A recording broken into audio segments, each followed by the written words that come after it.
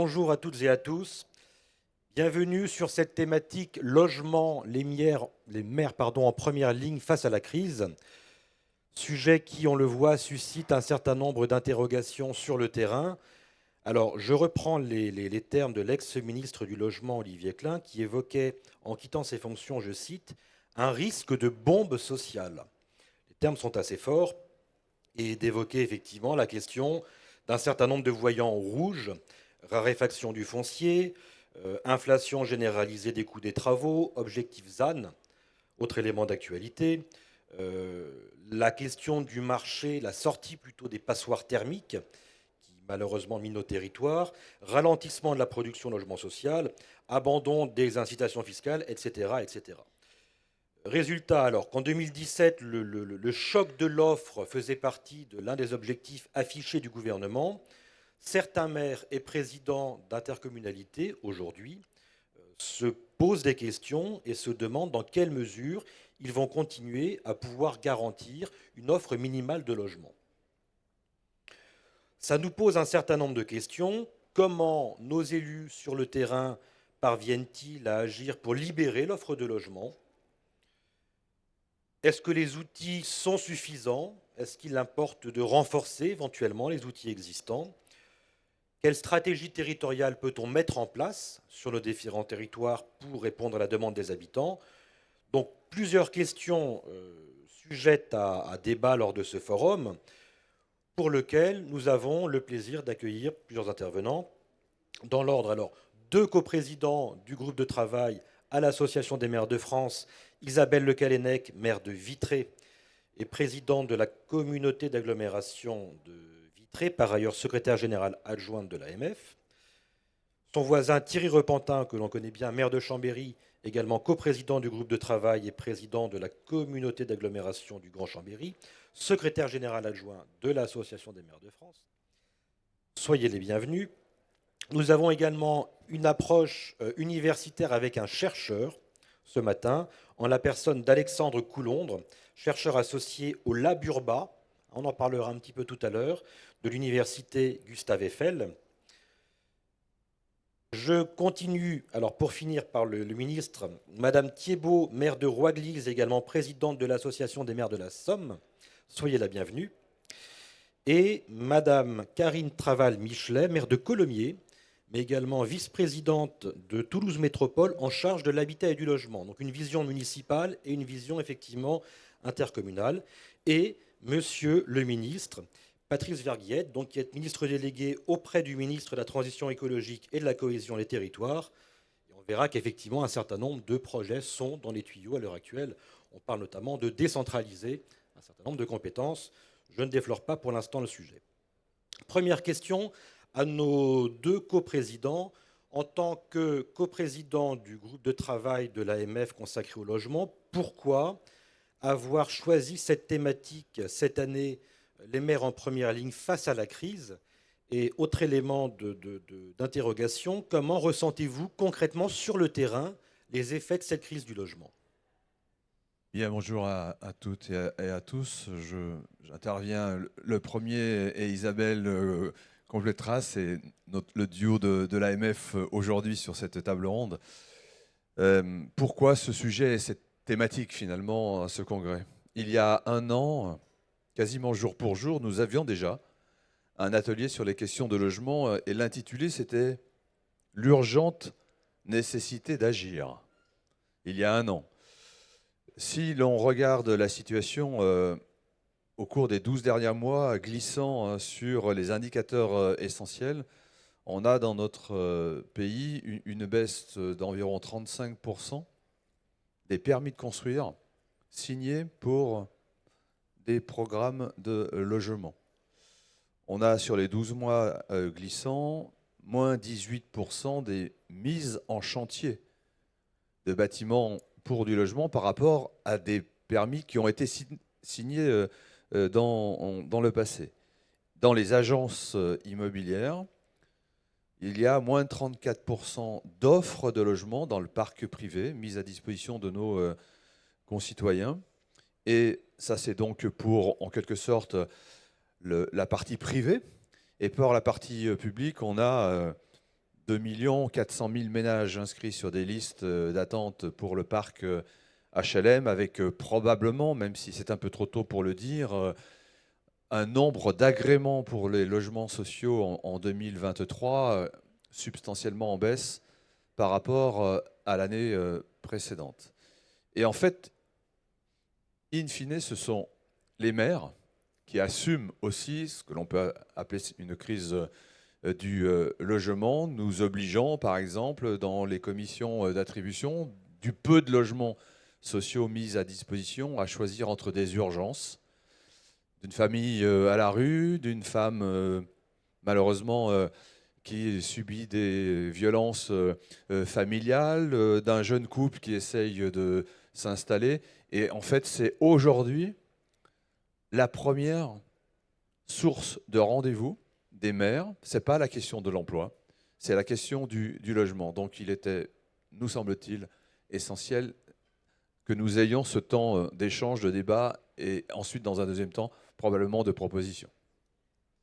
Madame Le Callennec. Oui, merci Thierry. D'abord, moi, je veux remercier le ministre de sa présence parce qu'il y a beaucoup de questions aujourd'hui de la part des maires sur la question du logement. On a animé il y a quelques semaines avec Thierry Repentin un webinaire sur le sujet. Non seulement les maires font des constats, mais ils font aussi des propositions et c'est notre rôle à l'AMF en fait de les faire remonter. Donc pourquoi cette table ronde, j'ai envie de dire, parce que le logement aujourd'hui, on en parle tous les jours. Comme vous l'avez dit, moi je suis maire de Vitré en Bretagne. Ouest France, qui est le grand quotidien régional, a fait toute une série d'articles récemment sur ce sujet-là et on voit que ça touche nos concitoyens parce qu'évidemment, habiter, c'est la première des nécessités. Et j'ai tendance souvent à dire qu'il n'y aura pas de plein emploi s'il n'y a pas de plein logement. Donc c'est un sujet qui est complètement d'actualité. L'AMF fait des propositions et on aura l'occasion de le faire au mois de décembre prochain. Et on doit les uns et les autres écouter ce que vous vivez, puisque d'un territoire à l'autre, on ne vit pas les mêmes réalités, faire remonter les attentes et échanger en fait avec le ministre du Logement. C'est vrai qu'il y a des signaux faibles qui sont devenus forts depuis plusieurs années. Vous n'étiez pas ministre, donc ce n'est pas de votre responsabilité, mais on alerte depuis des années en fait sur ce qu'on appelle aujourd'hui la crise du logement. Et c'est vrai que depuis plusieurs années, entre la baisse de l'APL, la RLS qui a quelque part pesé sur les bailleurs sociaux, des mauvais signaux envoyés sur le soutien à l'accession à la propriété, à laquelle les Français sont quand même très attachés, la suppression de la taxe d'habitation qui a aussi été pour nous dans une mauvaise nouvelle. Aujourd'hui, en plus, le contexte inflationniste, vous avez l'augmentation des coûts de la construction. On sait que quand on veut rénover, ça coûte plus cher que quand on fait du neuf. L'accès au crédit qui est devenu compliqué puisqu'il est un petit peu plus élevé que par le passé. Bref, en fait, un contexte, un environnement qui n'est pas du tout favorable, en fait, ni à la production de logements neufs, ni à la rénovation, ni à la remise sur le marché des logements vacants. Et moi, j'ai tendance à regarder les choses de cette manière-là sur mon territoire. Moi, je veux pouvoir produire, je veux pouvoir rénover, je veux pouvoir remettre sur le marché des logements vacants. Et je ne parle pas, parce que moi, je ne suis pas sur un territoire littoral, mais de toute la difficulté qu'on a aujourd'hui à loger les travailleurs, les salariés dans les zones littorales qui en ont besoin. Donc, en fait, nous, ce qu'on souhaite à l'AMF, c'est que l'environnement législatif, réglementaire, financier, fiscal soit favorable. Et aujourd'hui, on estime, avec tous les exemples qui nous sont remontés des maires, que ce n'est pas encore le cas et qu'on va plutôt dans le sens inverse. Donc voilà, et sans polémique, puisqu'on est là plutôt pour faire des propositions et vraiment vous écouter, monsieur le ministre, parce que je sais que depuis votre prise de responsabilité, vous prenez ça à cœur. En plus, vous êtes maire, enfin même si vous ne l'êtes plus de fait, et pour cause, on reste maire toute sa vie, je pense. Donc vous avez une approche pragmatique, et c'est ça qu'attendent les maires aujourd'hui. Et donc, à l'occasion de ces échanges-là, ce qui serait intéressant, c'est d'écouter la réalité vécue par chacun. Voilà pourquoi on fait ça ce matin. Merci beaucoup, Madame le maire. Donc, on entend une tendance de fond, un contexte défavorable, une préoccupation ancienne de l'AMF. Bon, pour évoquer ces questions, alors 2 temps, en fait 3 temps. Un premier temps qui va être plutôt le temps du constat autour d'une question. Quelle dynamique observe-t-on sur le marché du logement Deuxième temps, au niveau des propositions, un petit peu comment est-ce que l'on peut envisager l'avenir et plus précisément, quelle place pour les maires dans la décentralisation politique du logement, un autre aspect qu'on va évoquer. Et puis, temps qui nous semblait important de consacrer aujourd'hui aux échanges, aux questions. Donc, on va prendre une petite heure, en fait, ensemble les uns les autres, et 30 minutes après pour échanger avec vous, avec la salle. N'hésitez pas à intervenir, retenez bien ce qui va se dire déjà lors de ce premier tour de table, que je vous propose de débuter avec donc Alexandre Coulondre, universitaire, chercheur associé, je le rappelle, au Lab Urba de l'université Gustave Eiffel.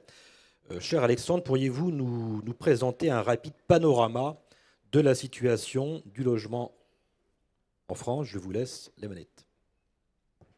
Merci beaucoup pour cette invitation. Bonjour à toutes et à tous. Alors, on m'a demandé d'introduire ce débat et de poser les enjeux du logement aujourd'hui en moins de 10 minutes. Donc, c'était une sacrée commande. Je vais essayer de relever le défi. Moi,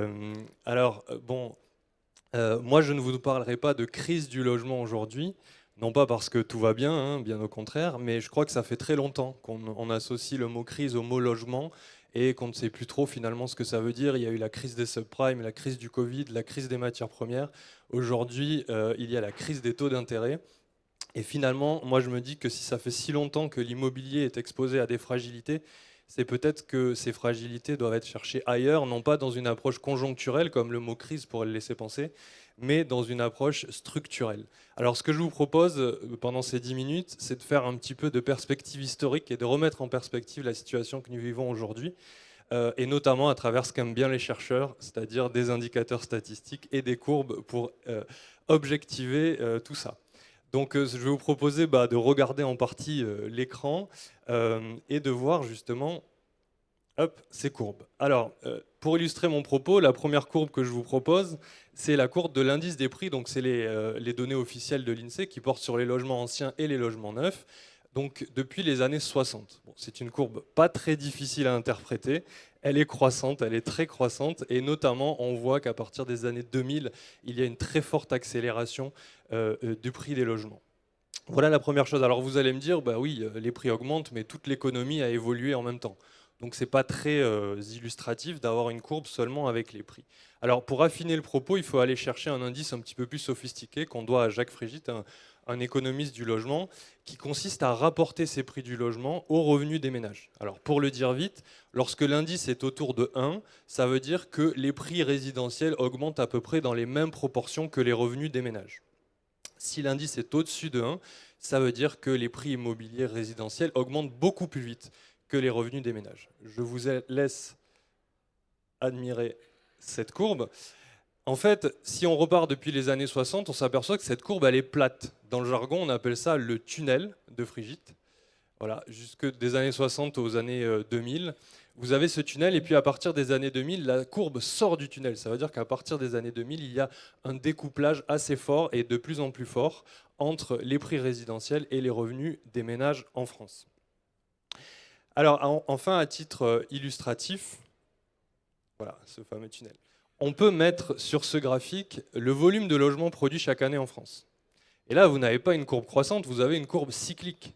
Vous voyez, il y a des hauts et il y a des bas. Il y a des années où on produit beaucoup et puis après on produit moins. Donc il y a plusieurs pics dans l'histoire immobilière de notre pays sur ces 60 dernières années. Il y a la fin des années 60, le début des années 70. On a les années et aussi la fin des années 2000 et la fin des années 2010 avec un point haut en 2017 qui est le dernier point haut de notre histoire immobilière. Alors là, vous voyez déjà que les courbes sont en train de diminuer. Alors il manque le chiffre sur l'année 2023, mais il y a des estimations en termes de prix. Donc là, on voit que ça diminue. Néanmoins, quand on remet ça dans une perspective longue, on s'aperçoit que à l'heure d'aujourd'hui, les diminutions sont quand même relativement limitées. Alors, pourquoi ce que je vous dis est en décalage avec les discours que l'on entend habituellement, c'est que finalement, en fait, tous les discours sur la crise du logement qu'on entend beaucoup aujourd'hui consistent à comparer les chiffres d'aujourd'hui aux chiffres de 2017, qui sont les chiffres les plus hauts en fait, du cycle immobilier depuis très longtemps. Donc évidemment, c'est un choix méthodologique parmi d'autres, mais en effet, on voit que si on prend une perspective de long terme, le constat est un petit peu différent. Alors que nous disent fondamentalement ces courbes ? Déjà que la tension sur les marchés des logements ne date pas d'il y a 1 an ou 6 mois, qu'elle s'enracine dans un mouvement long qui débute au moins au début des années 2000. Deuxième chose, c'est que le problème majeur, c'est le problème de la valeur. S'il y a une crise du logement aujourd'hui, à mon sens, c'est un problème de trop-plein de valeur immobilière. Et ça a des conséquences vraiment importantes, notamment sur l'accès à la propriété. Alors, je vais vous citer un chiffre issu d'une recherche menée par Renaud Legois et des collègues qui montre qu'en fait, dans les années 2000, 20% des accédants à la propriété étaient des cadres ou des professions supérieures. En 2020, c'est 43%.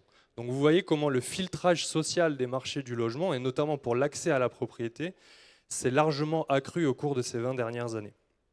Et la troisième chose, et là, bon, ça pourra faire l'objet d'un débat, c'est que finalement, les politiques du choc d'offres, qu'on entend très souvent voilà, dans le débat public, ont finalement assez peu d'effet d'un point de vue statistique. Si vous regardez l'histoire immobilière de ce pays, vous avez une courbe des prix qui est croissante et vous avez une courbe des volumes produits qui, elle, est cyclique. Cela montre bien d'un point de vue statistique que ces deux phénomènes sont découplés. Alors que les choses soient claires, ça ne veut pas dire qu'il ne faut pas construire. Il y a beaucoup de territoires dans lesquels il y a des besoins en logement. C'est plutôt de dire que finalement, ce qui va impacter sur les prix, ce n'est pas tant la quantité de villes qu'on produit, mais c'est la façon dont on la produit. Et c'est la question des modèles économiques et on y reviendra tout à l'heure. Alors, ces chiffres, j'ai essayé de les territorialiser dans une étude que j'ai réalisée l'année dernière pour l'Institut Idéal. Et on a produit notamment cette carte, qui est une carte à l'échelle des intercommunalités, dans lesquelles les intercommunalités qui sont colorées sont des intercommunalités dans lesquelles il y a particulièrement une production de logements intense relativement à la taille de ces intercommunalités. Lorsque c'est rouge, cela veut dire que c'est des intercommunalités plutôt urbaines, et lorsque c'est orange et jaune, que c'est des intercommunalités rurales ou périurbaines. Donc déjà, ce qu'on voit, on s'écarte un petit peu du sujet, mais c'est assez intéressant parce qu'on voit qu'il y a quand même beaucoup de jaune et de orange. Ça veut dire qu'on ne construit pas que dans les centres urbains, qu'il y a des vraies dynamiques de production du logement dans des espaces qui sont périurbains ou ruraux. On pourra y revenir. Mais ce qui est plutôt intéressant pour le débat qui nous anime aujourd'hui, c'est de confronter cette carte de la production à la carte des évolutions de prix. Donc la carte de droite, pareil, c'est la carte des intercommunalités avec les dynamiques de prix entre 2014 et 2019. Vous voyez qu'en fait, ces cartes, elles sont relativement similaires. On renvoie à peu près à la même géographie. Donc on retrouve à l'échelle locale, ce qu'on a dit précédemment à l'échelle nationale, de la très grande difficulté du surcroît de production à faire baisser les prix immobiliers. Alors encore une fois, ces résultats ne disent pas que la construction fait augmenter les prix, mais plutôt qu'elle accompagne la hausse des prix et qu'elle a du mal à la faire chuter. Alors, quel facteur explique ce régime économique si particulier qu'on est en train de vivre, dans lequel il y a une augmentation irrésistible des prix en découplage avec d'une part les revenus et d'autre part la production? Alors d'abord, bien sûr, ce qu'on a tous en tête, c'est le contexte macroéconomique avec des conditions d'accès au crédit qui ont été très favorables à partir des années 2000. Les taux ont baissé presque jusqu'à zéro. À cela, on a ajouté l'augmentation des durées de crédit qui a produit de l'inflation immobilière. Donc c'est un facteur qu'on a souvent en tête, mais ce n'est pas le seul. J'ajouterai bien volontiers aussi une autre dynamique, qui est une dynamique dont on parle moins, mais qui est la financiarisation du logement. Aujourd'hui, le logement, ce n'est pas seulement fait pour loger des ménages. C'est aussi appréhendé comme un produit d'investissement. On parle d'ailleurs dans le secteur de l'immobilier d'une catégorie d'actifs. Le logement est devenu une catégorie d'actifs. Et ça a été accompagné par tout un ensemble de politiques publiques aussi qui ont favorisé en défiscalisant l'investissement et les investissements locatifs et qui ont aussi en partie pu expliquer ce découplage entre les prix et les revenus parce que les banques, lorsqu'elles vont prêter dans ces configurations-là, ne vont pas forcément prêter en fonction des revenus des ménages, mais plutôt en fonction de logiques d'hypothèque sur des multipropriétés. Et puis enfin, j'évoquerai la question du modèle économique de la production urbaine. Vous le savez peut-être ou peut-être pas, mais en fait le raisonnement de la construction de la ville est un raisonnement qui est fait à l'envers, à rebours. C'est-à-dire qu'on va partir des prix immobiliers constatés dans un territoire et on va configurer le projet en fonction de ces prix. C'est-à-dire qu'on sera capable de payer le foncier très cher si les prix immobiliers sont élevés et on le payera moins cher si les prix immobiliers sont moins élevés. Donc, quand on a ça en tête, on comprend pourquoi en fait, l'apport d'une construction neuve dans un territoire a finalement assez peu d'effet sur la dynamique des prix. Bref, on a un problème de long terme, à mon sens, qui est le problème de la valeur. Et si aujourd'hui, beaucoup de Françaises et de Français ne peuvent pas se loger, c'est du fait de ce trop-plein de valeur. Alors, je crois qu'il est temps de changer les choses dans le secteur du logement. Et c'est juste une proposition. Mon rôle de chercheur s'arrête là. C'est à vous, les responsables politiques, à trouver des solutions. Mais je pense que notamment, il y a quelque chose à imaginer sur la question du modèle économique. Alors, je vais vous le dire de façon un peu brute, mais au moins ce sera dit. Le modèle économique de la production de logements de ces 20 dernières années, à mon sens, est obsolète. Voilà.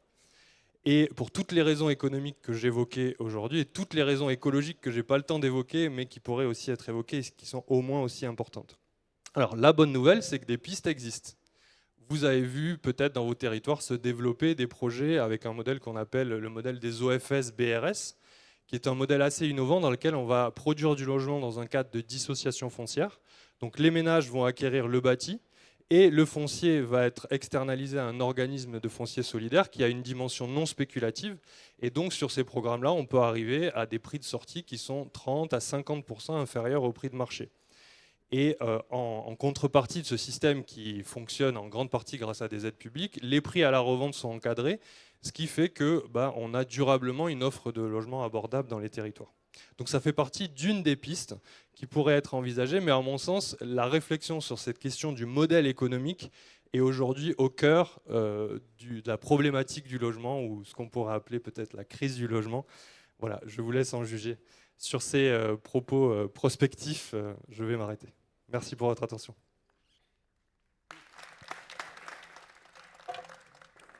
Merci beaucoup Alexandre. Alors on ne construit pas que dans les villes, on entend changer de modèle économique. Thierry Repentin, Isabelle Le Callennec, en tant que coprésident et élu de terrain, quelles sont vos réactions par rapport à cette présentation? Qu'est-ce que ça vous inspire?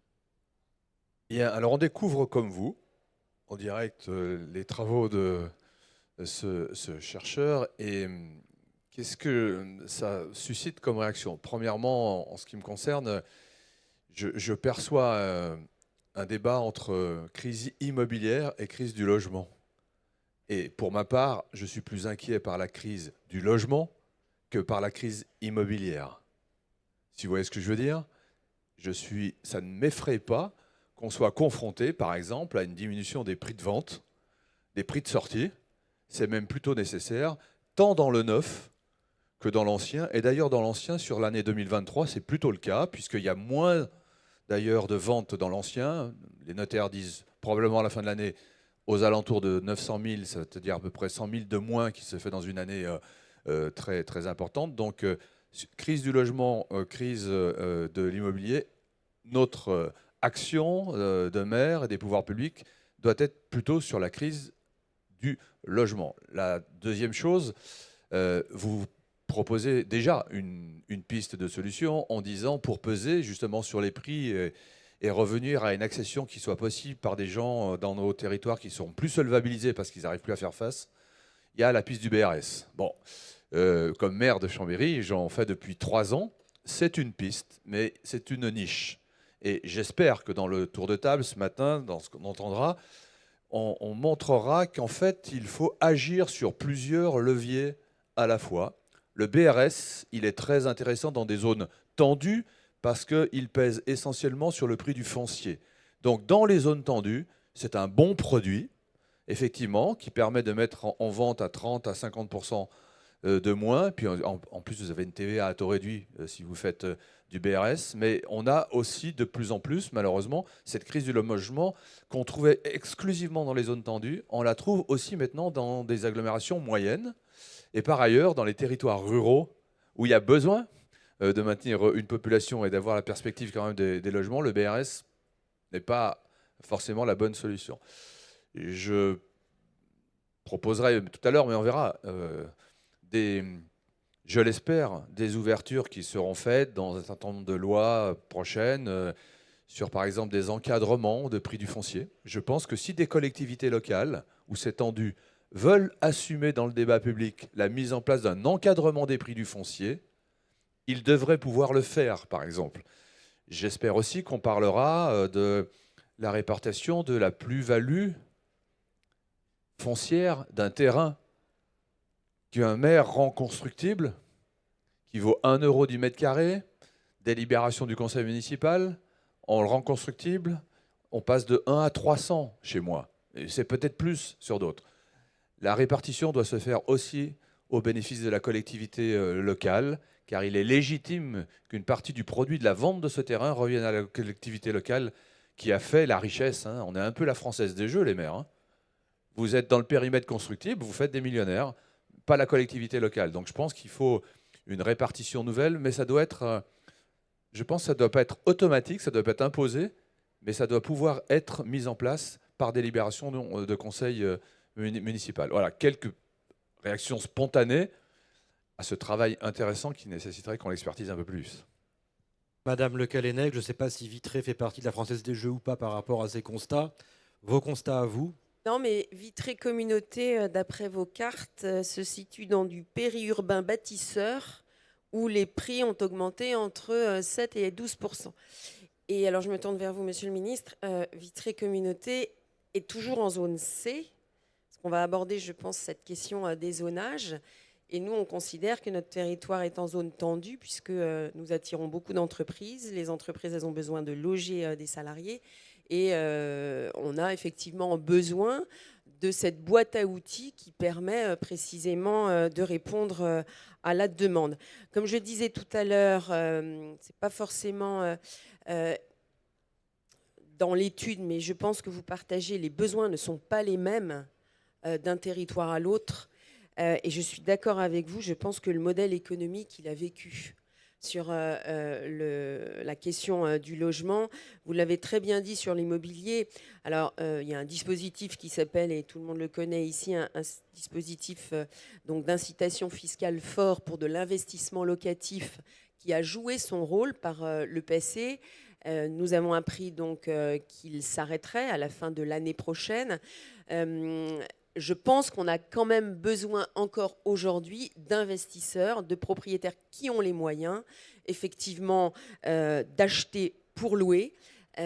Parce que si on veut travailler sur le parcours résidentiel, si on veut que des personnes qui sont locataires deviennent accédant à la propriété, quittent le logement, on a besoin, et notamment dans des secteurs qui attirent de l'emploi, on a besoin de produits locatifs. Moi, c'est ce que j'observe sur mon territoire. Et vous savez qu'en Bretagne en particulier, on a expérimenté ce qu'on a appelé le Pinel breton, c'est-à-dire que des territoires, ça a été le cas de Vitré Communauté, ont pu bénéficier des avantages du Pinel pour faire de la production de logements. Et je le vois très concrètement aujourd'hui sur ma commune. Les produits commencent à sortir. Et ils répondent vraiment à une demande, parce qu'il faut qu'on travaille sur le vieillissement de la population. Et on voit bien que autrefois, les personnes pouvaient vieillir à domicile, restaient dans leur maison. Aujourd'hui, elles demandent à revenir dans les centres-villes et choisissent plutôt des appartements. Donc, il y a un côté un peu inflationniste. On est d'accord sur ces questions de soutien donc, par des mesures fiscales. Je rejoins tout à fait ce qu'a dit Thierry. Pour nous, ce qui est important, c'est de loger les gens. L'objectif, c'est celui-là, c'est pas de faire des plus-values, soit sur du foncier, soit sur de l'immobilier. Mais on a, encore une fois, besoin de chacun. Moi, ce qui m'a frappé dans ce que vous nous avez présenté, c'est que l'accession à la propriété aujourd'hui devient de plus en plus réservée à des ménages qui ont déjà des moyens, à des ménages qui vont vendre leur maison pour en acheter une autre. Moi, c'est ça qui m'inquiète. Et là aussi, je me tourne vers vous, monsieur le ministre, c'est la question du PTZ. Moi, si on me demandait mon avis, mais je ne suis pas ministre du Logement, je le proposerais à tous. Et en fonction des territoires, un prêt à taux zéro, je pense aux ouvriers et aux employés qui ont la volonté d'accéder à la propriété. Je ne vois pas pourquoi, en fait, on la restreint, cette mesure, ce PTZ, ce prêt à taux zéro, qu'il soit restreint sur les revenus des personnes, mais sur des territoires, je ne comprends pas pourquoi. S'il y a des besoins d'accéder à la propriété, c'est que les gens arrivent dans un territoire pour se loger parce que, par exemple, il y a du travail. Je ne comprends pas pourquoi le prêt à taux zéro n'est pas généralisé dans toute la France, quel que soit le zonage, et par contre, évidemment, soumis aux revenus, tout simplement.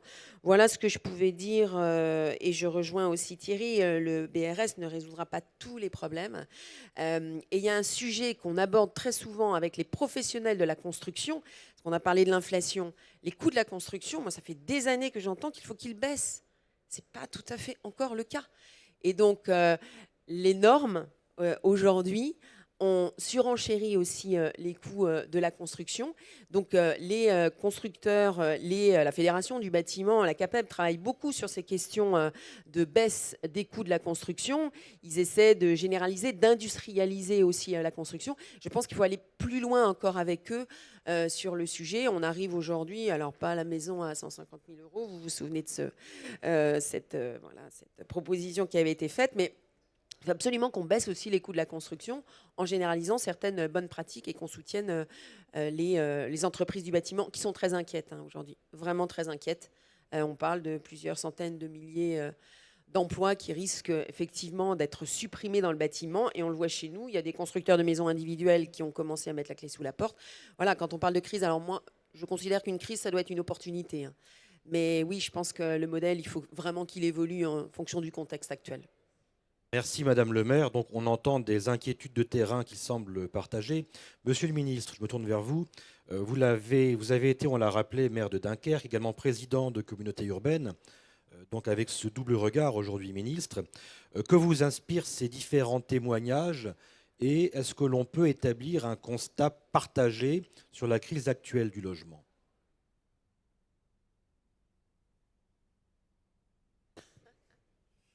Bien, bonjour à toutes et à tous. Mais moi, je vais aller beaucoup plus loin. Je ne vais pas rester sur la question du modèle économique. C'est tout le modèle de développement territorial qui est à bout de souffle aujourd'hui. Parce que, au-delà de la question du décrochage des prix immobiliers par rapport au pouvoir d'achat des ménages, la ville qu'on fabrique depuis 70 ans est totalement obsolète. Elle ne correspond plus du tout à ce qu'il faut produire aujourd'hui. Elle a éloigné les gens de leur emploi, avec des personnes maintenant à plus de 80 km de leur lieu de travail, y compris des travailleurs clés. Elle a concentré les personnes les plus en précarité dans les mêmes quartiers. Elle n'est pas adaptée à la rénovation énergétique, elle n'est pas adaptée au vieillissement de la population. Elle est aujourd'hui un frein au développement économique d'un certain nombre de territoires, notamment en termes industriels. Aujourd'hui, c'est tout le modèle de développement territorial qu'il faut remettre en cause, et pas simplement le modèle économique. Le modèle économique, c'est un des éléments. Aujourd'hui, il faut refonder totalement le modèle de développement territorial qu'on a depuis 70 ans, en fait, qui est un modèle de développement territorial qui correspond à une ville du pétrole pas cher. On a fait une ville du pétrole pas cher depuis 70 ans en France, et on a des outils de la politique nationale du logement qui correspondent à cette ville-là. Et donc, effectivement, éloigner des personnes de 80 km de leur travail quand le pétrole est pas cher, ça ne pose pas de problème. Ça ne coûte rien de construire, c'est très facile. La prise en charge du déplacement est pris par l'usager, par l'habitant, qui achète la voiture, qui paye le carburant. Sauf qu'aujourd'hui, la réalité économique n'est plus celle-là. L'énergie est devenue chère. Éloigner des gens de 80 km de leur travail, c'est les mettre en situation de précarité. Concentrer les plus démunis dans les mêmes quartiers, c'est des situations qu'on connaît dans la politique de la ville. Il faut tout remettre en cause. Et donc refonder complètement les outils de la politique du logement. Moi, je partage totalement ce constat-là. Le modèle économique et tout le reste. Tout le reste, il faut tout remettre sur la table. Et c'est le sens de la loi logement, justement, qu'on veut mettre en place. Après, au-delà de cette crise structurelle, donc ça, je faisais l'analyse de la crise structurelle et qui date, oui, depuis le début des années 2000, qui correspond à ça et qui est bien montré par les prix comment il y a eu ce décrochage. Effectivement, il y a une crise conjoncturelle. La crise conjoncturelle qui finalement fait qu'on en parle beaucoup plus qu'il y a 10 ans. Mais les problèmes structurels étaient déjà là. La crise conjoncturelle, aujourd'hui, avec la hausse des taux d'intérêt, on passe de 1,2 à 4,2, avec la hausse des coûts de construction, avec deux dispositifs qui ont tiré la croissance du logement depuis presque maintenant 50 ans, allez un petit peu moins en réalité, qui sont les dispositifs d'aide fiscale, investissement locatif sur lesquels j'ai fait ma thèse. Voilà, il le sait, c'est à peu près le même laboratoire, mais qui ont artificialisé la demande, artificialiser la demande. À 80 et 90% d'investissement locatif, vous avez une demande artificielle. Et c'est pour ça aussi que les prix ont monté et ont complètement décroché. Parce que ça ne correspond plus au pouvoir d'achat des ménages. Parce que vous avez de l'autre côté un certain nombre d'outils qui promouvaient la maison individuelle éloignée à 80 km du lieu de travail. Et là, effectivement, ça ne fonctionne pas. Donc, effectivement, tous ces outils-là qui ont boosté la production de logements pendant un certain nombre d'années, aujourd'hui, sont à bout de souffle et ils ne correspondent plus au modèle qu'on doit développer. Mais par contre, on n'a pas mis les bons outils en place. Dans des territoires où il y a beaucoup de vacances, aujourd'hui, faire du recyclage urbain, ça coûte cher. Et ça coûte plus cher. Et on n'a pas forcément les opérateurs. J'ai discuté depuis le congrès des maires là, avec beaucoup de maires, par exemple ruraux, qui me disent « mais nous, on n'a pas les opérateurs. On voudrait faire du recyclage urbain, j'ai beaucoup de vacances. Moi, ça peut être la priorité. » Et c'est ce qu'il faut faire demain. Évidemment que c'est ce qu'il faut faire demain dans ces territoires. Mais ils n'ont pas les opérateurs, ils n'ont pas le modèle économique pour le faire, ils n'ont pas les outils pour pouvoir transformer ça. C'est ça qu'il faut mettre en place. Ce n'est plus les outils du passé, ceux qui ont fait le modèle de développement territorial qui est condamné aujourd'hui. Il faut mettre en place les nouveaux outils qui correspondent au nouveau modèle de développement territorial. Et c'est ça qu'on veut mettre en place. Et je m'arrête là pour le constat. Et après, je verrai. Merci beaucoup. Alors, on entend modèle à bout de souffle, réinventer le modèle, refonder le modèle territorial. Bon, il est vrai que du côté élus locaux, les grilles de lecture sur le plan juridique ne sont pas toujours aisées. On a eu la loi Allure en mars 2014, la loi Elan en novembre 2018 où il fallait construire plus, vite et moins cher. Tout récemment, la loi Climat et Résilience. On a le sentiment parfois en tant qu'élu que c'est un pas en avant, un pas en arrière. Donc, pas évident d'arriver à s'y retrouver finalement sur le terrain. Nos élus ont du mal à y voir clair, que ce soit au niveau municipal ou au niveau intercommunal. On va maintenant voir dans une deuxième séquence en fait la place qu'il conviendrait ou qu'il convient d'accorder aux maires dans ce que vous appelez en fait la décentralisation de la politique du logement. Est-ce que vous pourriez nous en dire un petit peu plus de cette vision de la décentralisation de la politique du logement? Quelle est cette vision finalement politique? Alors, donc maintenant, on en vient à la réponse. Maintenant qu'on a fait le constat, il faut changer le modèle de développement territorial, donc il faut changer les outils de la politique du logement. S'il faut changer les outils de la politique du logement, il y a un constat aujourd'hui qui est fait, c'est que la diversité, dans les difficultés d'aujourd'hui, il y a la diversité des situations locales. Plus qu'avant, et encore moins que demain, on voit bien que la situation des politiques du logement sont très, très, très, très différentes d'un territoire à l'autre. Paris n'a rien à voir avec Vesoul, je ne sais pas s'il y a quelqu'un de Vesoul dans la salle. Lunéville n'a rien à voir avec le Pays Basque. Et ça, maintenant, il faut complètement l'assumer. On n'est plus dans le même pays, on n'est plus dans la même langue. Je m'amusais hier, j'ai accueilli des maires pour un petit déjeuner. Il y avait 3 maires franciliens d'un côté, 3 maires de province de l'autre. Ils ne parlaient pas la même langue. Ils ne parlaient pas la même langue. Ils ne parlaient pas les mêmes choses. Ils ne parlaient pas les mêmes réalités. On est sur des objets qui ne sont plus les mêmes. Et donc, pour répondre à la diversité des situations locales, on peut toujours déconcentrer. C'est-à-dire, on peut toujours dire « Ah ben l'État va essayer d'apporter une réponse adaptée au terrain ». Mais ça ne marche pas. Ça ne marche pas. On sait très bien qu'il faut de la responsabilité politique. Et aujourd'hui, la diversité des situations locales, la nécessité d'avoir des approches beaucoup plus proches de la population. Je vous donne qu'un exemple. La rénovation énergétique des logements. Pour l'instant, on a fait de la rénovation énergétique avec MaPrimeRénov' plutôt monogeste. Ça, c'est facile. On sait le faire au niveau national. Du monogeste, on sait faire. Financer des changements de chaudière au niveau national, on sait faire. Des rénovations globales, pour aller chez les gens, pour leur expliquer, faire le diagnostic technique, pour les accompagner dans les dossiers administratifs. Mais l'État, il ne sait pas faire ça. L'État ne sait pas faire ça. Il ne sait pas accompagner sur des rénovations globales. Lana et Thierry le font comme ils peuvent. Mais à un moment donné, il va avoir ses limites, Thierry. Et il ne saura pas aller chez chacun des Français qui doit faire la rénovation énergétique. Eh bien, je crois qu'à un moment donné, il faut responsabiliser les élus locaux qui le feront mieux que l'État sur un certain nombre de questions. Et donc, on ouvre ce chantier de la décentralisation en disant aujourd'hui donc quel échelon territorial doit être chef de file. C'est chef de file, c'est pas de tout faire. C'est chef de file sur la politique du logement demain. Les communes, l'intercommunalité, le département. Il y a un débat sur quel échelon territorial. Il y a un débat sur la ressource. Je le disais tout à l'heure. Construire la ville du modèle de développement territorial de demain, ça coûte plus cher. Parce que faire des zones pavillonnaires sur un champ de betteraves, En assurant le transport par l'usager, ça coûte moins cher que faire du recyclage urbain et d'aller reconquérir du bâti ancien obsolète. Ça coûte moins cher. Avoir une stratégie foncière, maîtriser publiquement le foncier, ça coûte plus cher que d'aller acheter des parcelles qui ne coûtent rien et les reclassifier. Et donc, du coup, il y a cette question de la nouvelle ressource qu'il faut aller chercher pour pouvoir financer ce nouveau modèle de la politique du logement. Ensuite, il y a la question des compétences qu'on veut décentraliser. J'en évoquais déjà, mais on pourra continuer. Et enfin, il y a un dernier point, il y a une dernière question, et celle-là aussi, elle est centrale. Je vais m'arrêter là. C'est la question de la boîte à outils de la régulation. Quelque part, Thierry l'a dit tout à l'heure.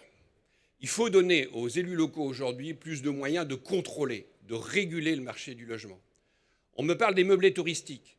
Donnons aux maires la possibilité de réguler le développement du meublé touristique. On parle du droit de préemption. Donnons aux maires la possibilité de faire un droit de préemption pour lutter contre la spéculation foncière.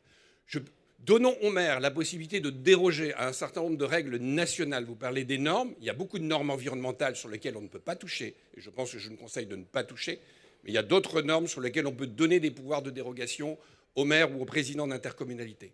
Donc cette idée de la boîte à outils de la régulation, elle est aussi essentielle. Le marché du logement est tout sauf un marché parfait. Il a besoin de régulation publique forte. Et je pense que c'est aux élus locaux de faire cette régulation. Merci, monsieur le ministre. Donner plus de moyens aux élus locaux, les responsabiliser. Alors précisément, deux élus locaux nous font le plaisir de leur présence aujourd'hui. Bénédicte Thiebaud, maire de Roaglise et présidente de l'Association des maires de la Somme, et Madame Karine Traval-Michelet, qui interviendra juste après, maire de Colomiers et deuxième vice-présidente de Toulouse Métropole. Madame Thiebaud, comment vous avez le sentiment que les maires perçoivent leur rôle en ce domaine au regard des différents témoignages que l'on a eus? Et j'ai même plutôt envie d'aborder aussi une autre approche, peut-être plus poil à gratter. Est-ce que d'après vous, les maires se sentent aujourd'hui plutôt aidés par l'État ou plutôt contraints par l'État? Alors, écoutez, merci de m'inviter et je remercie aussi la présence de Monsieur le Ministre. Donc, alors moi, je vais prendre ma casquette d'association des maires du département de la Somme, donc un département qui est très diversifié puisque nous avons toutes les problématiques du littoral et aussi toutes les problématiques de ruralité. Donc les maires sont très sensibles au logement, puisque effectivement, je rejoindrai les propos de ma collègue qui en fait, nous on parle de développement économique, mais si on parle de développement économique, on parle aussi du développement du logement, puisqu'il faut loger nos travailleurs. Ceci dit, nous avons des moyens qui sont mis à notre disposition. Nous avons tout ce qui est PLUI. Alors nous, par exemple, je vais vous donner mon témoignage. Nous avons un PLUI qui est en cours, dont nous avons arrêté le projet. Nous avons été reconnus par l'État parce que nous avions mis en œuvre des outils de pédagogie et d'élaboration en partenariat avec l'État pour justement avancer et ne pas être retoqué à la finalité. Donc, sauf que les lois climat-résilience, ZAN sont venues un petit peu contrecarrer tout cela et que, en fait, on se trouve à une finalité d'arrêt-projet avec une présentation de 130 hectares alors que nous n'avons droit qu'à 44 hectares. Donc voilà, là, ça va un petit peu bloquer. Donc les élus se sentent un petit peu...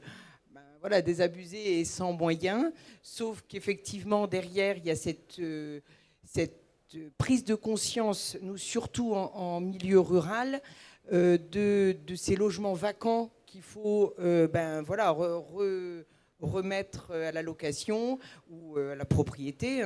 Donc je pense que derrière ça, il faut aider les maires à être simples. C'est surtout dans les procédures, surtout de réappropriation, de se réapproprier le logement et de pouvoir permettre aux élus d'avoir plus de latitude. Alors après, vous parliez de la décentralisation un petit peu des pouvoirs. Alors moi je pense que on ne peut pas faire sans l'élu local, puisque c'est lui qui va être le premier à savoir ce qu'il a besoin pour son territoire. mais je pense que l'idée de l'interco qui puisse être un petit peu, qui puisse aider dans toutes ces prises de décision, doit être aussi l'échelon qui peut être correct, sans oublier l'élu local, attention, hein, puisque ça c'est très important. Mais s'il y a décentralisation, il y a aussi, Monsieur le Ministre, le transfert des moyens, parce que sinon, nous ne pourrons pas agir localement, parce que si on n'a pas d'ingénierie localement et si on ne nous donne pas la possibilité de, financièrement, voilà, parce que c'est le nerf de la guerre. Donc si nous n'avons pas ces moyens-là, nous n'aurons pas le pouvoir de faire. Alors, on entend la question des moyens et l'Interco peut aider, avez-vous dit. Alors précisément, je me tourne vers votre voisine, Madame Traval-Michelet, qui, je le rappelle, maire de Colomiers et deuxième vice-présidente de Toulouse Métropole, en charge de l'habitat et du logement. Alors quelle place pour les maires finalement dans tout ce panorama? Mais bonjour, Monsieur le Ministre, bonjour. Merci de votre présence, bien sûr. C'est important de pouvoir nous écouter. Dans mes fonctions de vice-présidente en charge de l'habitat et de logement, je pilote actuellement le nouveau PLUH de Toulouse Métropole, un grand sujet, donc le POA. Chacun ici comprendra les termes barbares, mais toujours est-il que je travaille donc avec 37 communes de Toulouse Métropole sur les feuilles de route communales et donc leurs objectifs, tout simplement, tout clairement, en matière de logement. Pour ne pas reprendre tout ce qui a été dit et qui est très juste, apporter un témoignage ou un éclairage, c'est pas grave, différent sur ce que nous remontent les maires. Dans ces dialogues finalement que nous avons pour les objectifs de production. Au-delà des constats qui sont très partagés aujourd'hui, c'est les injonctions contradictoires auxquelles nous devons faire face. D'abord, les questions, on parle beaucoup de logement, de modèles économiques, modèles urbains. Nous, on veut parler des habitants. Parce que, comme je le dis souvent, dans le logement, il y a des habitants. Ça veut dire pour nous, maires, l'accueil de population. On le sait, la question des ressources financières des communes est aujourd'hui prégnante. Ça fait un peu l'objet aussi de nos travaux à l'AMF. Et finalement, lorsqu'on accueille des habitants, on a envie, nous, les maires, de les accueillir bien, de leur offrir des équipements, de construire des crèches, des écoles, des équipements sportifs, culturels. Pour cela, il faut des ressources. On nous a coupé la ressource de la taxe d'habitation. Ça veut dire que les gens qui arrivent, déjà, ne participent plus à cet espace de communauté par l'apport fiscal. Et nous, ça nous a privés de nos ressources, même si c'est un sujet sur lequel on pourrait débattre, si j'ai bien compris. Mais bon, bref, on ne va pas parler de ça aujourd'hui. Mais quand même, ça veut dire que pour les maires, si vous voulez, aujourd'hui, ça a un petit peu bloqué leur envie d'accueillir, même s'ils sont conscients du besoin d'accueillir. Ça, c'est la première injonction contradictoire. Et en même temps, arrive la loi climat et résilience, on est en train de se distribuer des ENAF, de se battre pour des ENAF, qui aura droit à des ENAF ou pas. Et finalement, cette affaire-là a bloqué aussi ces questions de capacité de produire tant qu'on n'est pas projeté dans des documents d'urbanisme qui stabilisent les choses. Donc on est sur deux injonctions contradictoires. Il faut produire, il faut accueillir, donc il faut des moyens, des ressources et il faut une visibilité aussi sur nos documents d'urbanisme. Vous avez pris un exemple et je vais y revenir parce que vous avez raison. Il faut changer notre vision du développement territorial.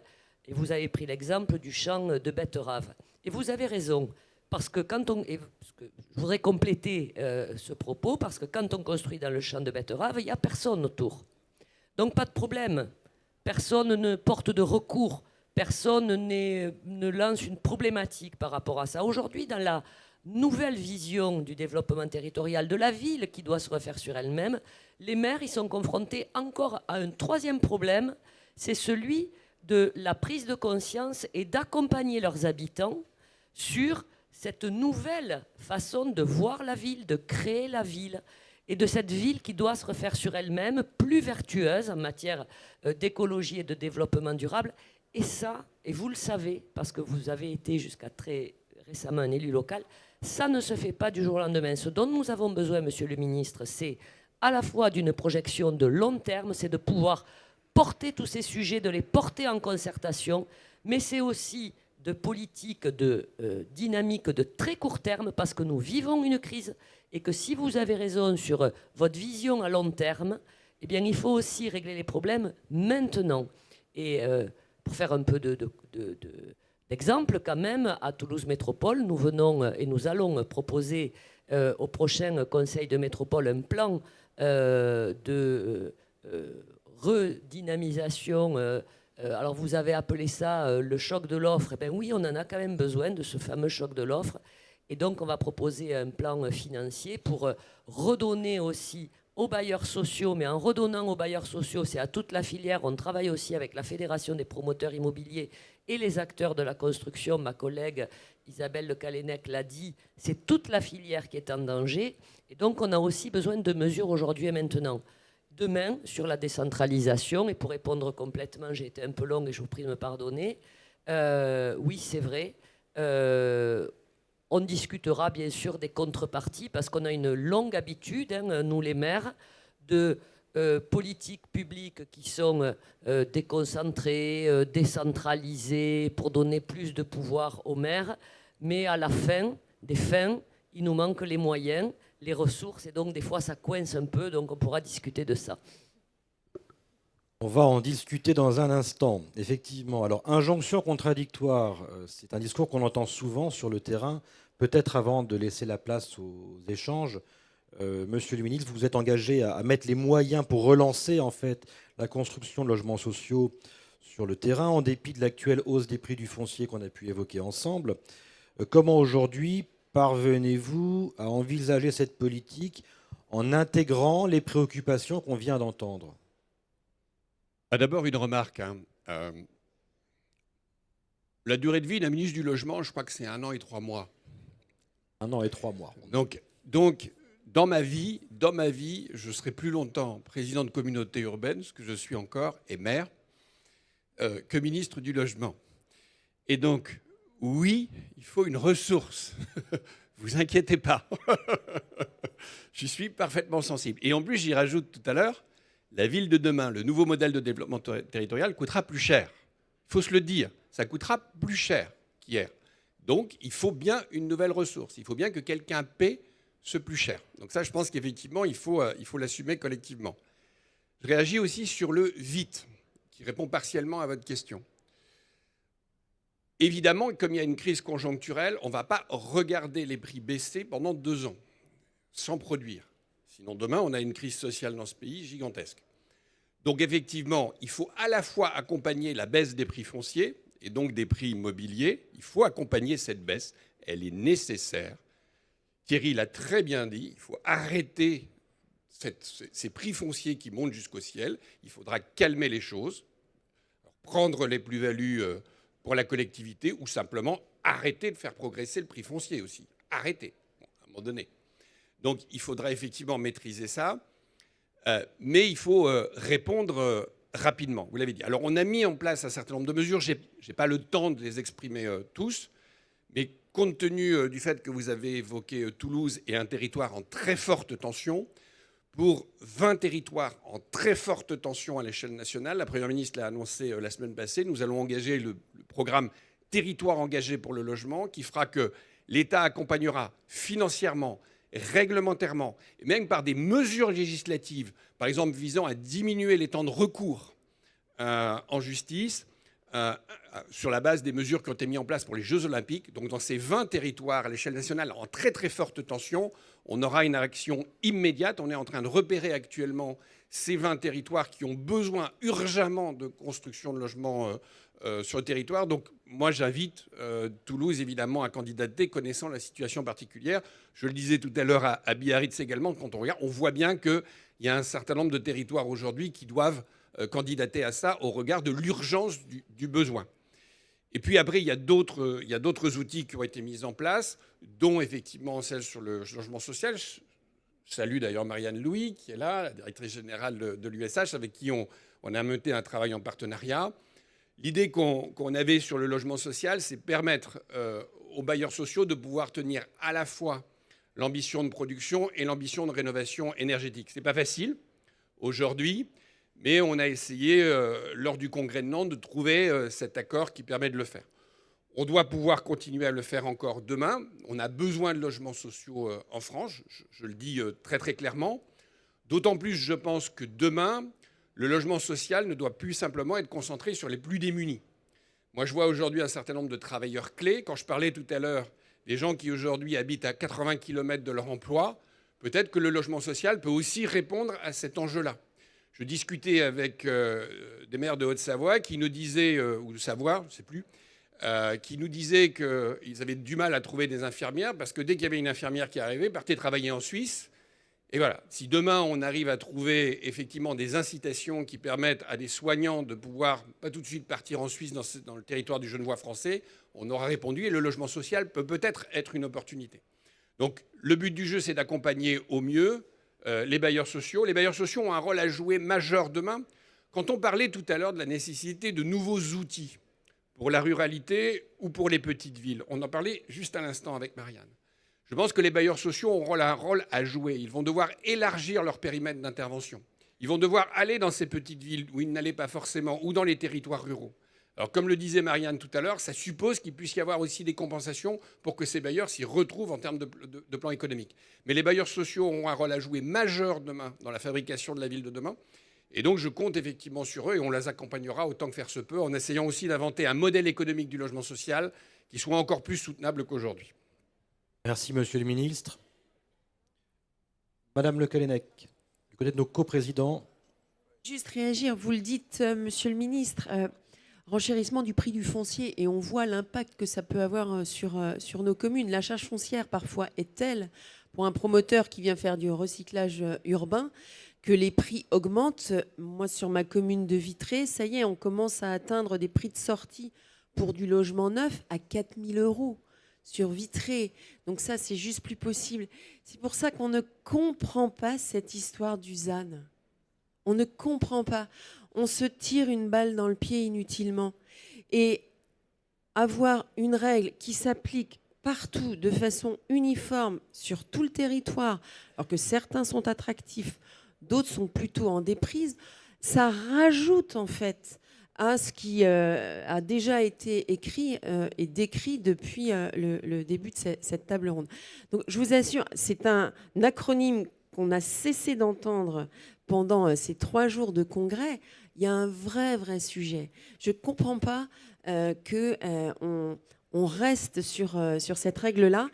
Alors si je pense que comme souvent quand on a voté une loi dans ce pays, on va l'assouplir, on va différencier, et en fait on va tourner autour pour essayer de trouver des solutions. Et alors on va complexifier. Et on va complexifier alors qu'on demande justement des choses assez simples. Ça a été dit par ma collègue. En fait, la question du logement et de l'habitat, c'est extrêmement compliqué. Moi, je vois, on a mis en place notre programme local de l'habitat. Donc, on sait en quantité et en qualité quels sont nos besoins, nos sur Vitré communautés. Et on le fait effectivement avec les maires. C'est pas simple du tout, puisque comme on est restreint en matière de foncier, moi, je vois, monsieur le ministre, des territoires qui vont arbitrer entre du développement économique et de l'habitat. Donc ça devient vraiment difficile. Je suis certaine qu'on peut trouver d'autres solutions. Et juste sur la maison individuelle, je pense qu'il y a plusieurs maires ou présidents d'agglomérations ou de communautés de communes qui sont ici. On ne peut pas faire le lien direct entre la maison individuelle et 80 km de distance. Moi, je sais que sur notre territoire, on a un certain nombre de zones d'emploi et on parle souvent de la ville du quart d'heure. Mais nous, on parle du territoire du quart d'heure et les gens n'acceptent plus d'emploi quand ils sont à 80 km de leur emploi aujourd'hui. Ça, c'est une certitude parce que, vous l'avez très bien dit, ça coûte beaucoup trop cher.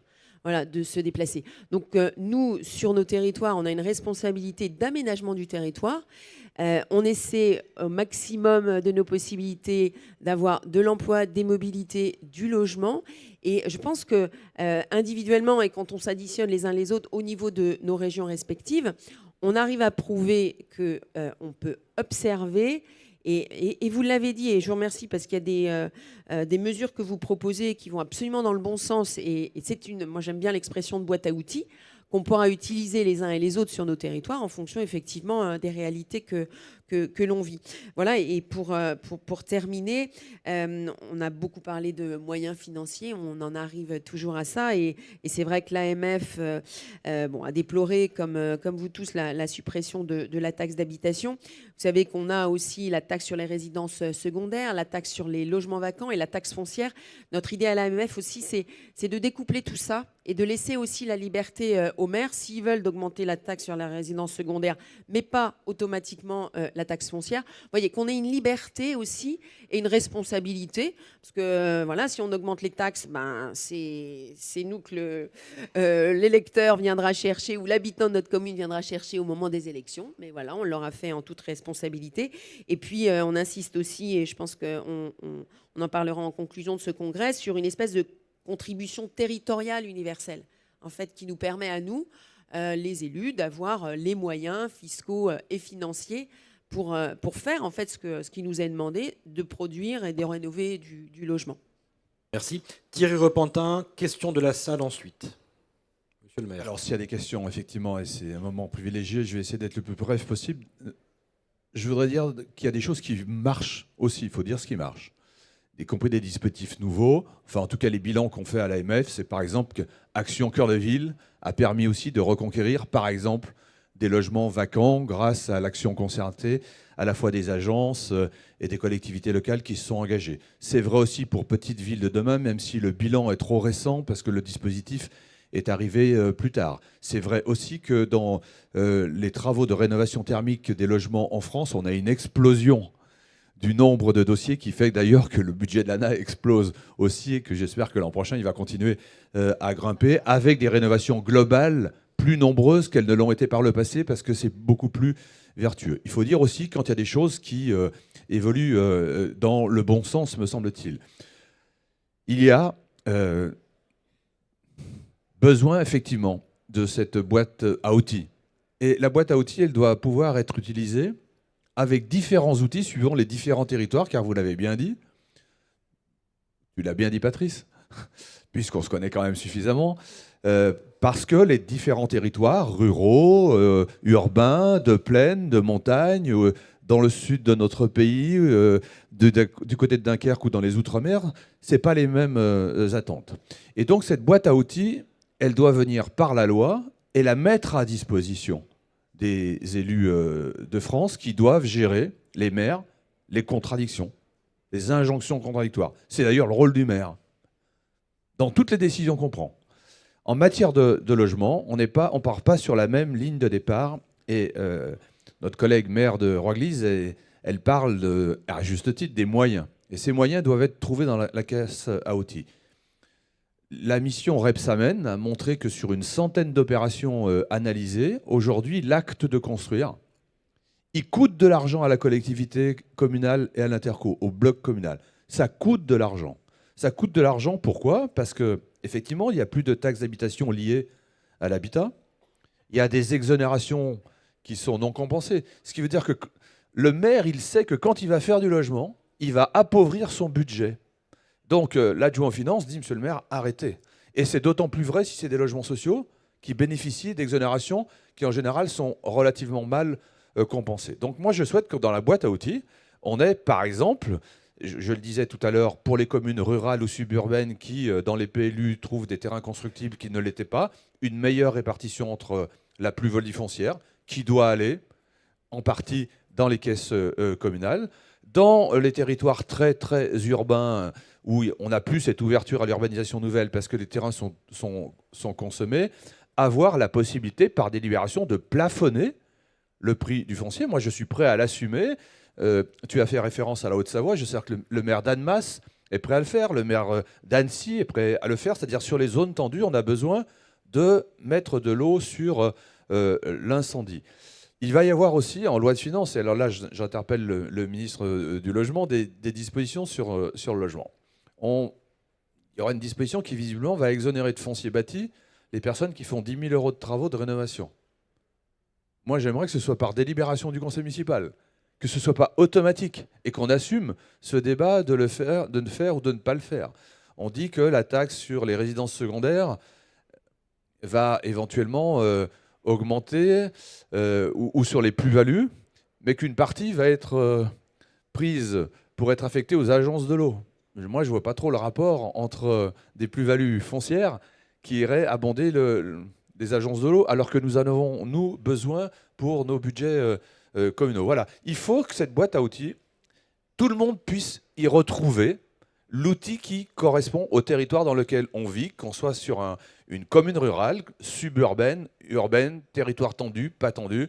Et c'est ce qui nous manque pour tenter de compenser un peu, car on sait qu'on n'aura jamais autant qu'on a eu par le passé, parce qu'il y a eu une évaporation successive des moyens de l'État sur la politique du logement. Merci, monsieur le maire. Du côté de la salle, j'ai vu des mains se lever. Je crois, monsieur. Donc, je vous demanderai simplement de vous lever, vous présenter rapidement avec des questions concises. Le temps est très strict. Il nous reste une vingtaine de minutes pour des questions courtes et des réponses synthétiques également. À vous la parole. Très rapidement, Yvon Bourrel, maire de Moguio. Moguio est la ville qui abrite l'aéroport de Montpellier. 17 000 habitants, ville classée 40-80 000, puisque nous avons Carnon, une façade littorale. Merci de cette opportunité, monsieur le ministre. Une première observation. À l'heure à laquelle Thierry Repentin appelle de tous ses voeux une redistribution sur la plus-value foncière, je vous fais observer que les maires qui ont, comme nous, ouvert des zones à l'urbanisation qui étaient initialement des zones agricoles inscrites au PLU depuis des années, se sont vus gréver d'une taxe qui s'appelle la compensation agricole. Nous, on a ouvert une zone de 19 hectares qui nous a coûté 625 000 euros de contribution. Bon, ça n'est pas une addition, c'est une soustraction. 250 000 euros de suivi environnemental par le Conservatoire des espaces naturels. Bon, ce sont des sommes qui sont considérables. Mais j'allais dire, heureusement que nous avons l'EPF qui nous aide pour les acquisitions foncières. Voilà, ça c'est une première observation. La deuxième, c'est qu'il existe un moyen aussi de maîtriser le marché. J'estime que nous faisons tous partie de l'État. Il n'y a pas les maires d'un côté et les ministres de l'autre. Et c'est bien que, monsieur le ministre, vous soyez un élu local, pas un petit élu, par la taille et par le volume de votre communauté. J'allais dire, c'est bien parce que, personnellement, on m'a confié la charge de la présidence d'une société publique locale d'aménagement. Et depuis le début, nous avons fait cette ZAC en encadrant les prix. Les prix de sortie, c'était 3 000 euros le social et 3 900 au début, le libre. Les uns permettant d'aider les autres. Et j'allais dire, quand on a... Bon, ça demande aussi, je ne dis pas que je suis courageux plus que vous tous, non, certainement pas. Mais en tout cas, quand on a ce volontarisme, qu'on l'affiche et qu'on annonce la couleur, ça commence déjà par calmer, par réguler le marché. Ça régule le marché parce que les promoteurs privés, dont c'est le métier, quand on leur repose les analyses des opérations, des modèles économiques qu'on fait tourner, on leur dit, nous, ne nous la faites pas à l'envers, on sait où on en est. Et aujourd'hui, ce qu'on peut dire que le mot logement social n'est plus un péché. C'est pas péché que de dire cela, puisque l'évolution du marché aujourd'hui fait que les promoteurs nous proposent plus des BRS, des logements locaux intermédiaires, dans le logement abordable, outre le LLS, logement locatif social, plus que de la pleine propriété, parce que le marché ne tire plus. Et je trouve que nous sommes tièdes parfois dans la conduite des politiques d'aménagement, parce que nous subissons le marché. Je serai court. Il n'est que de voir les villes exposées aux inondations, les PPRI en bord de mer. C'est le marché qui régulera les plus-values que les gens font sur des maisons qui se vendent 1 million, plus 1 million de réparations pour ceux qui peuvent le faire. Donc je crois que là-dessus, moi je serais pour des prix encadrés sur les plus-values foncières, parce que ce n'est pas normal que quand un terrain vaut 4 euros, que les personnes les vendent 50 euros, il n'y ait pas une redistribution de cette somme qui irait au logement. Ce serait une recette affectée. Tandis que là, c'est une soustraction vraiment importante qui est faite. Voilà, c'est tout. Donc ce que je dis, c'est que les uns et les autres peuvent se tendre la main, et le logement social aujourd'hui, et ce sera mon dernier mot, est nécessaire pour participer à l'attractivité des communes. Nous avons, nous, 400 emplois, on a 30 personnes qui sont parties, on n'en a que 10 qui les ont remplacés, on en cherche 20. Tout ça pourquoi ? parce que les gens sont seuls dans leur bagnole le matin, qu'il faut, comme vous l'avez dit, monsieur le ministre, 80 km, que ça leur coûte cher, et que l'on prenne les attractivités pour arriver à concilier lieu de travail, lieu de résidence. Merci, monsieur le maire. Nous sommes l'État, avez-vous dit, maire comme agent de l'État. J'ai vu d'autres se tendre la main aussi. Alors j'ai vu une main se lever précisément au fond de la salle là-bas, avant des réponses éventuelles de nos coprésidents. Bonjour à tous, Bonjour, Stéphane monsieur. Piquet, je suis maire d'une commune de 5000 habitants en Bretagne. Je suis aussi président d'une communauté de communes. Le logement social, aujourd'hui, a subi un choc financier important. Je fais des logements seniors. Pour pouvoir équilibrer l'opération, je suis obligé de financer 10 000 euros par logement. Alors ces 10 000 euros par logement, ils sont liés à un premier paramètre. Je donne bien sûr le terrain, hein. Ça se discute même plus ça maintenant. Mais j'ai aussi des contraintes puisque c'est dans une petite enclave dans le cœur de la ville. Et donc j'ai des riverains qui viennent attaquer ou dire qu'ils vont attaquer au permis de construire. Et donc je suis obligé de gérer une densification disons, forte, puisque je serai quand même à plus de 30 logements hectares, mais pas suffisante. Et donc, je suis obligé de payer, moi, aujourd'hui, 10 000 euros par logement pour faire le projet. Je veux dire, on ne va pas tenir longtemps. Hein. Si vous évoquiez le sujet du logement social, si les bailleurs sociaux n'ont plus les moyens, et c'est ce qu'ils nous expriment, avec effectivement des prêts à 4%, et puis une augmentation, 3%, mais une augmentation du coût de la construction qui est très très importante, eh bien aujourd'hui, voilà, comment est-ce que nous, on va pouvoir accompagner le logement, et en particulier le logement social, si on doit financer les collectivités des prix aussi importants dans nos communes. Très clairement, on fera une opération comme ça, on n'en fera pas 10. Hein. Merci, monsieur le maire. Je prends d'autres questions. En attendant, je voyais de l'autre côté, on va changer un petit peu de... Madame, peut-être? Alors, des questions très très courtes, il nous reste très peu de temps. Bonjour, Emmanuel Favre, maire de Saint-Loubès, petite ville de 10 000 habitants à côté de Bordeaux. Moi, je voulais réagir par rapport à la ZAN. Moi, je trouve que c'est très courageux de la part de l'État d'avoir poussé cette loi. Et je suis un peu inquiète, moi, du grignotage qui a été fait au Parlement, parce que je pense que c'est important qu'on soit maintenant conscient de ce qu'on impacte sur nos terres agricoles et naturelles. Alors oui, on a des compromis à faire. Oui, c'est important qu'on soit vigilant à proposer du logement, mais moi je fais volontiers le compromis de baisser le développement économique, ou en tout cas de densifier une zone industrielle plutôt que de continuer à grignoter sur les terres agricoles. Et je pense que c'est ce modèle-là qu'il faut qu'on réinvente tous ensemble. Et c'est là que c'est compliqué. Et c'est là qu'on a besoin de votre aide sur la densification de nos zones industrielles, sur la densification de nos centres-bourgs.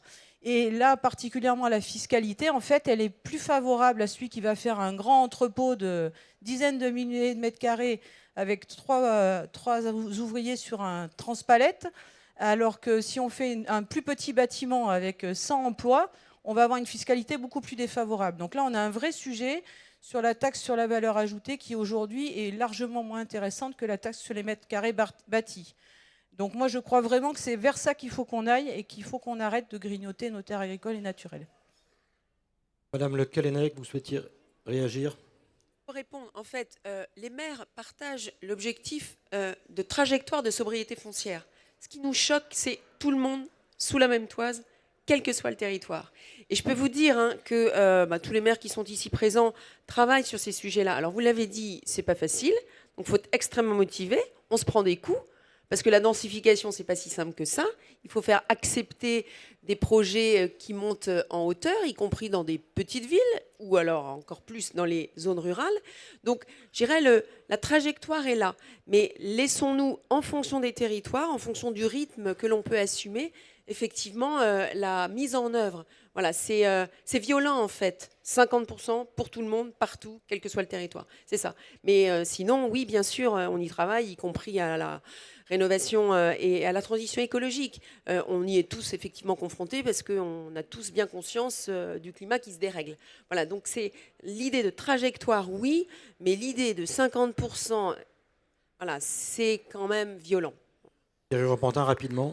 Oui, un complément, c'est qu'on est effectivement tous responsables et donc le sujet de la loi ZAN pose cet objectif qu'on a en commun d'avoir un urbanisme qui soit un urbanisme nouveau.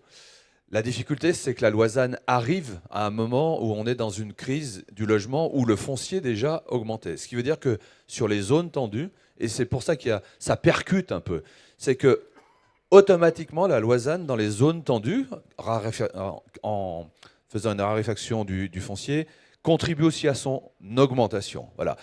Donc, il faut qu'on trouve les solutions. Ce qui veut dire que l'État doit être logique. Si on dit qu'il faut reconstruire la ville sur la ville, reconquérir les friches, ça veut dire qu'aussi au niveau national, dans les moyens qui existent de l'État, les fonds verts, les fonds friches, il doit y avoir une affectation aussi sur la reconquête pour faire des logements. Là, ça aide les collectivités locales à être en coordination, en quelque sorte, avec cet objectif de ne pas consommer du foncier nouveau. Et puis, il y a aussi quelque chose que l'on peut attendre de l'État. On a eu beaucoup d'adoptions de lois au cours des 10 dernières années, croissance verte, climat et résilience, qui se sont traduits dans l'esprit de nos concitoyens sur le fait que construire, c'était un acte aujourd'hui contre nature, et avec tout ce que ça engendre derrière, contre nature. Il faut redire à nos concitoyens que nous avons besoin de construire des mètres carrés, des logements, pour que les enfants de ces mêmes concitoyens qui déposent des recours contre les permis de construire aient les mêmes chances qu'ils ont eues eux-mêmes il y a 30 ans ou 40 ans en achetant une maison, en achetant un appartement. Et aujourd'hui, on a besoin de réhabiliter l'acte de construire parce que les maires, on est un peu en première ligne seuls face à ce discours qu'on doit assumer dans les réunions de quartier, dans les bilans de mandature. Et donc, j'aimerais qu'au niveau national, dire qu'il faut construire est une nécessité aussi pour notre pays. Construire différemment, mais néanmoins construire. Construire différemment. Merci, monsieur le maire. Alors, d'autres interventions rapidement. Peut-être, monsieur. On va être très très court. Oui, Antoine Legier, maire d'une commune de 4000 habitants dans le Pas-de-Calais. Complètement 2000 hectares. Aujourd'hui, tout ce qui est constructible l'a été, 200 hectares. Le reste est inconstructible. Des inondations récemment, un béguinage qui est sous l'eau. On se pose la question de le reconstruire à un endroit différent. Est-ce qu'il pourrait y avoir, dans ce genre de cas de figure, une petite exception pour que très rapidement, des terrains non constructibles puissent le devenir? Il ne s'agit pas de très grande surface, il s'agit juste de reconstruire quelques dizaines de logements. Merci d'avoir fait bref. Madame. Là. Bonjour, Fanny Chappé, maire de Paimpol dans les Côtes-d'Armor. Deux choses très rapides. En tout cas, moi je suis beaucoup interpellée, mes collègues maires également, par des propriétaires qui se sentent défavorisés, qui mettent leurs biens en fait à la location en résidence principale et qui ont le sentiment que les propriétaires qui mettent leurs biens en location de courte durée sont avantagés par une dynamique fiscale plus intéressante pour eux. Deuxième chose, je ne vous ai pas entendu parler de l'échelon régional. Isabelle Le Callennec a évoqué le Pinel breton tout à l'heure, et en Bretagne, on a le CRHH, le Club régional de l'habitat et de l'hébergement, qui sait faire. Et donc, quand vous proposez la boîte à outils, sachez qu'il y a des régions qui savent faire et qui pourraient permettre d'enrichir ces boîtes à outils et faire un grand nombre de propositions pertinentes. On sait le faire en Bretagne. Donc, quand on parle de différenciation, d'expérimentation et de décentralisation, eh bien, intéressez-vous à la région Bretagne, monsieur le ministre. On a beaucoup de propositions à vous faire. Je vous remercie. Merci, madame le maire. Une autre question peut-être? Ou témoignage, hein. On vous apporte un micro. Je suis là. J'en ai pas pour longtemps. Jean-Yves Plotot, le maire de Vallon-de-Lerne. Donc nous sommes bons petits soldats. Comme une nouvelle, nous avons adhéré à Petite Ville de Demain. On a défini un ORT, très bien. Notre principal enjeu, c'est le logement sur notre commune. Le conseil municipal s'y est attaché. En fait, je reviens sur les injonctions contradictoires, où on a un périmètre, et tout à l'heure on parlait de moyens pour devenir maître du foncier. Donc, en définitive, il n'y a pas beaucoup de mobilisation, il n'y a pas beaucoup de ventes, donc on ne peut pas intervenir sur le droit de préemption. Je pense que l'expropriation pourrait être une solution. Quel outil on peut avoir? On a sur la Loire-Atlantique un EPF, peut-être on va y arriver, mais enfin c'est toujours des processus très longs. Et puis sur le périmètre de RT, la commune est propriétaire de 600 mètres carrés de bâtiments sur 3 niveaux, où là, l'injonction contradictoire sont les bâtiments de France, sur un bâtiment sans co-visibilité, qui nous donne un avis défavorable sur l'aspect architectural, on peut en débattre, mais aussi sur l'usage. Ça nous pose un vrai problème et là on vient de prendre 1 an dans la vue rien que pour ça. Donc voilà. Merci monsieur le maire. Monsieur Justelin. Oui, alors merci Patrick Antoine, je suis maire d'une commune du Genevois, monsieur le ministre, une commune résidentielle, pas Annemasse, juste au-dessus. Et donc on connaît bien cette tension foncière, on connaît bien la problématique du recrutement. Et donc chez nous, pour recruter, il faut loger. Et pour loger, c'est très compliqué quand on a une loi qui nous dit aujourd'hui qu'on ne pourra plus effectivement consommer que la moitié de ce qui nous reste. En ce qui me concerne, on accueille aussi des équipements publics qui ne sont pas juste pour la commune, mais bien pour un périmètre plus large. Alors on a bien compris que les enjeux nationaux, voire régionaux, avaient leur place, mais les enjeux intercommunaux, qui permettent justement d'accueillir des équipements indispensables pour l'ensemble de la communauté, viennent pénaliser encore de moitié la moitié qui me restait. Vous voyez, c'est un peu compliqué. Et si on revient, donc je pense qu'il y a une mutualisation à mettre en place, en tout cas sur les équipements qui servent en dehors du périmètre communal, de manière à ce que les maires puissent encore accueillir ces équipements-là. Accessoirement, moi, je n'avais pas compris, mais peut-être que je suis complètement idiot, que la loi ZAN s'arrêtait simplement à l'enveloppe urbaine et que du coup, on ne pouvait plus toucher en dehors de l'enveloppe urbaine les zones agricoles ou naturelles, parce qu'on est tous d'accord sur le principe qu'on veut un paysage qui soit agréable et qu'on ait quelque chose dans nos assiettes. Moi, j'ai 2 exploitations agricoles sur ma commune. Je suis attaché donc à la centralité urbaine. Et pour autant, je n'arrivais pas à atteindre ces objectifs dans de bonnes conditions. Tous les promoteurs reviennent me voir pour m'expliquer que leur montage est en déficit, évidemment. Alors, comme vous le disiez, monter des étages, c'est très bien. Maintenant, à la sortie, on a une vraie problématique. Est-ce que ce qui est en zone urbaine aujourd'hui peut encore être construit ? On sent effectivement que la question du ZAN est une vraie préoccupation de terrain, aussi bien en milieu urbain que périurbain et rural. Une dernière question peut-être avant la conclusion du ministre, monsieur.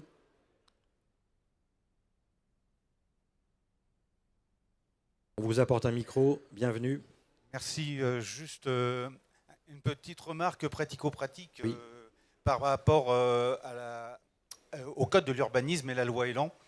C'est-à-dire que dans nos territoires, ma commune, excusez-moi, je ne me suis pas présenté, je suis adjoint à l'urbanisme de Laillé, petite commune d'Ille-et-Vilaine. Nous appartenons à Rennes Métropole. Nous avons des lotissements des années 70 avec des territoires très élargis, des espaces communs très grands. Aujourd'hui, nous avons voulu mener un projet de densification avec objectif de créer du logement pour les habitants qui sont des gens au lotissement des années 70. Les gens commencent à avoir un âge conséquent avec des terrains très grands. Et on s'est vu refuser par ces habitants le fait de pouvoir construire quelque chose parce que l'article L442-10 du Code de l'urbanisme nous oblige, même si nous sommes propriétaires des terrains qui ont été rétrocédés, il nous oblige à avoir l'accord de la moitié des propriétaires représentant les 2/3 des surfaces. Effectivement, on voit que le côté en plus urbanistique, juridique, rend les choses d'autant moins aisées que la plupart des élus ne sont pas des juristes, il faut le rappeler quand même. Le temps passe, on doit libérer la salle à 11h. Monsieur le ministre, en guise de conclusion, s'il y avait un mot à retenir. Si vous me permettez quand même de réagir par rapport à ce qui a été évoqué, 4-5 points. Il y a une question autour de la consommation foncière. Si on partage l'objectif, ça veut dire que le problème, ce sont les outils et le modèle économique. Ce n'est pas tout à fait vrai qu'aujourd'hui, c'est tout le monde sous la même toise. Il y a des dispositifs qui permettent de moduler. Mais au-delà de ça, je pense qu'il faut qu'on se dise, non pas est-ce qu'on remet en cause l'objectif ou le thermomètre, mais comment on y arrive. Et donc, si aujourd'hui on n'a pas les bons outils, si les EPF ne sont pas assez dotés, si les maires n'ont pas assez de possibilités juridiques, de régulation publique, y compris du marché foncier, eh ben, créons ces outils, créons-les pour pouvoir construire la ville de demain et pas celle d'hier. La ville de demain n'est pas celle de la consommation foncière. On a consommé 6 fois plus de foncier que les Allemands, il faut que ça s'arrête. Et donc, à un moment donné, il faut qu'on ait des outils pour changer la façon dont on bâtit nos villes. Ça ne peut pas être le retour en arrière là-dessus, je le dis clairement. À Dunkerque, j'ai 20 000 emplois qui arrivent, je dois construire 12 000 logements, je fais 0 mètre carré d'extension urbaine. Voilà. Donc, à un moment donné, il faut faire des choix, et je pense que ces choix, c'est quels outils pour y arriver, et non pas comment on revient en arrière. Je reviens là-dessus. Le découplage des taux, tout ce qui permettra de donner aux élus davantage de moyens, totalement d'accord. Je pense qu'il faut qu'on mette ça dans la loi logement. Il faut absolument qu'on mette ça. Il faut donner des moyens. Et je me souviens Natacha Bouchard qui m'appelait, qui me disait, moi je veux faire un grand coup de poing sur la vacance. Est-ce que je peux monter mon taux sur les logements vacants? Je lui dis, non, la loi aujourd'hui n'empêche pas. Et voilà pourquoi il faut faire la décentralisation. Et voilà un bon exemple. Je viens juste sur encore 2 points, si vous me le permettez. Rapidement, oui. J'ai une inquiétude comme vous sur le rejet par la population de la construction. Thierry, tu l'as très très bien exprimé. C'est un problème démocratique. Et on est tous ici des élus locaux. On a un problème démocratique politique. On a un problème politique dans la représentation de la population par rapport à la construction. Et c'est dangereux. Et c'est dangereux pour notre pays parce que tout le reste, juridique, financier, on peut régler les problèmes. Les problèmes politiques de rejet de la construction, ça devient beaucoup plus difficile.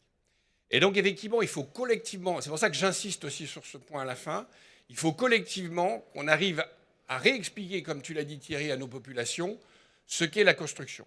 Et surtout, qu'est-ce qu'il faut pour accepter la construction demain?